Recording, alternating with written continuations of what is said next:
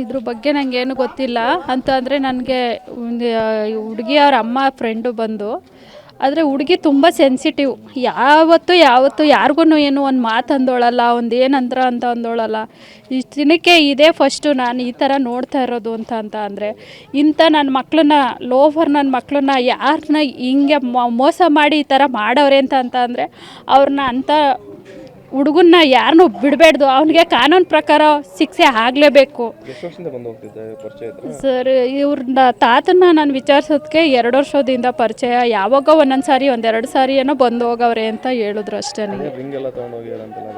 ಅದೇ ರಿಂಗು ಮತ್ತು ಇದು ಒಡವೆ ದುಡ್ಡೆಲ್ಲ ಒಂದು ಸ್ವಲ್ಪ ಈಸ್ಕೊಂಡಿದ್ದಾರಂತೆ. ಎಷ್ಟು ಈಸ್ಕೊಂಡವ್ರೆ ಏನು ಅಂತ ಡೀಟೇಲ್ಸ್ ಗೊತ್ತಿಲ್ಲ ಸರ್. ಹೌದು, ಆ ಹುಡುಗಿ ಕ್ಲಾಸ್ಮೇಟ್ ಅಂತೆ ಸರ್. ಹಂಗಾಗಿ ಇವನು ಆ ಹುಡುಗ ಬರ್ತಾ ಇರ್ತಂತಲ್ಲ ಇಲ್ಲಿ ಮನೆ ಹತ್ರ. ಕಸಿನು ಸರ್, ದೊಡ್ಡಪ್ಪ ಚಿಕ್ಕಪ್ಪನ ಮಕ್ಳಿರಬೇಕು. ಹಂಗಾಗಿ ಬರ್ತಾ ಹೋಗ್ತಾ ಇದ್ರಂತೆ.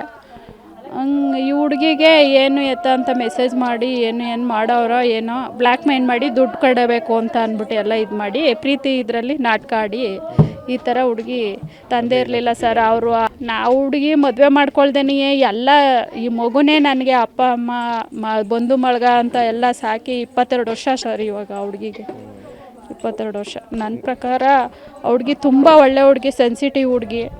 ಆದರೆ ಅವರೇ ಏನೋ ಅವ್ರ ಕಡೆಯಿಂದ ಮಾಡಿ ಈ ಥರ ಆಗೈತೆ. ಅವನ್ನ ಮಾತ್ರ ಯಾವುದೇ ಕಾರಣಕ್ಕೂ ಕಾನೂನು ಪ್ರಕಾರ ಕಾನೂನುಗೊಳಿಸಿ ಅವ್ನಿಗೆ ಒಳ್ಳೆ ಶಿಕ್ಷೆ ಆಗಬೇಕು ಅನ್ನೋದೇ ನನ್ನ ಇದು ಅನಿಸಿಕೆ ಸರ್. ಸೌಭಾಗ್ಯ ಸಿ ಅಂತ ಸರ್. ಇದು ಏನು ವಿಭೂತಿಕೆರೆ ರಾಮನಗರ ರೂರಲ್ ಸ್ಟೇಷನ್ ಲಿಮಿಟ್ಸಲ್ಲಿ ಏನು ಒಂದು ಹುಡುಗಿ ಸಂದರ್ಭದಲ್ಲಿ ಅವರು ಒಬ್ಬ ಹುಡುಗನ ಬಗ್ಗೆ ಅವರು ಕೊಟ್ಟಿರುವಂತಹ ಚಿತ್ರಹಿಂಸೆ ಬಗ್ಗೆ ಎಲ್ಲ ಕೂಲಂಕಷವಾಗಿ ಹೇಳಿರುವಂಥ ಕಾರಣದಿಂದ ಮೇಲ್ನೋಟಕ್ಕೆ ಅದು ದೃಢಪಟ್ಟಿರುವ ಕಾರಣದಿಂದ ಆ ಹುಡುಗನ ನಾವು ದಸ್ತಗಿರಿ ಮಾಡಿದ್ದೀವಿ. ಫರ್ದರ್ ತನಿಖೆಯನ್ನು ಮುಂದುವರಿಸ್ತಿದ್ದೀವಿ. Thank you. ಸ್ವಲ್ಪ ಸಮಾಧಾನ ಮಾಡ್ಕೊಳ್ಳಿ, ನೋವಿರುತ್ತೆ, ಸಮಾಧಾನ ಮಾಡ್ಕೊಳ್ಳಿ. ಒಂದೆರಡು ಮಾತಾಡಿ ಅಮ್ಮ, ಸಮಾಧಾನ ಮಾಡ್ಕೊಳ್ಳಿ. ನನ್ನ ಮಗಳು MSc ಮಾಡ್ತಾ ಇದ್ಲು ಮೈಸೂರಲ್ಲಿ. ಚೆನ್ನಾಗೇ ಇದ್ಲು ಸರ್. ಅದೇ ಅಬ್ಬಿ ಅಂತ ಹುಡುಗ ನನ್ನ ಅಮ್ಮ ಅನ್ಕೊ ಅವಳು ಅಣ್ಣ ಅನ್ನೋಳು. ಅಣ್ಣ ಅನ್ನೋಳು. ಈಗ ಅವನ ಮೇಲೆ ನನಗೆ ಡೌಟ್ ಬಂದಿರಲಿಲ್ಲ. ಆದರೆ ಮನೇಲಿ ಸ್ವಲ್ಪ ದುಡ್ಡಿರಲಿಲ್ಲ, ಒಂದು ಒಡವೆನೂ ಇರಲಿಲ್ಲ. ಅದನ್ನು ಕೇಳಿದೆ. ವಯಸ್ಸಿಗೆ ಬಂದಿರೋ ಮಗಳು ಕೇಳಿದ್ರೆ ಅವಳ ಮೇಲೆ ನನಗೆ ಯಾವತ್ತೂ ಅನುಮಾನ ಇರಲಿಲ್ಲ. ಎಲ್ಲ ಹೇಳ್ಕೊಳ್ಳೋಳು ಸರ್. ಇದೊಂದು ವಿಷಯ ಮಾತ್ರ ಯಾಕೆ ಹೇಳ್ಕೊಳ್ಳಿಲ್ಲ ಅಂತ ಗೊತ್ತಿಲ್ಲ. ಕಾಲೇಜಲ್ಲಿ ಏನು ನಡೆದ್ರು ಹೇಳ್ಕೊಳ್ಳೋಳು. ಅವನು ಬ್ಲ್ಯಾಕ್ ಮೇಲ್ ಮಾಡೋನೆ ಅಂತ ಇವತ್ತು ಲೆಟ್ರ್ ಬರೆದಿಕ್ಬಿಟ್ಟು ರಾತ್ರಿ ಮಾಡ್ಕೊಂಡವಳೆ ಸರ್. ಊಟಕ್ಕೆ ಅಂತ ಕರೆದ್ವಿರವ ಅವಳು. ಊಟನ 12 ಗಂಟೆ ರಾತ್ರಿ ಇಲ್ಲಾದರೂ ಎದ್ದು ಬಂದು ಮಾಡೋಳು. ಯಾವಾಗಲೂ ಬಂದು ಮಾಡ್ತಾಳೆ ಅಂತ ಅಂದ್ಬಿಟ್ಟು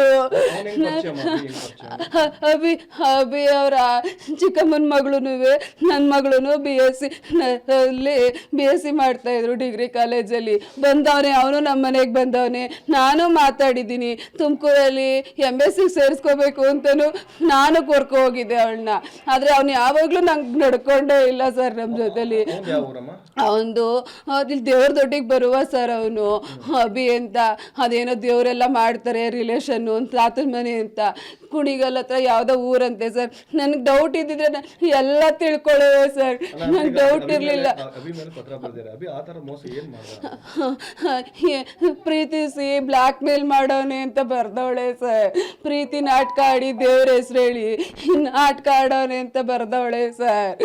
ಲೆಟ್ರ್ ಬರ್ದಿಕ್ಕವಳೆ ಸರ್.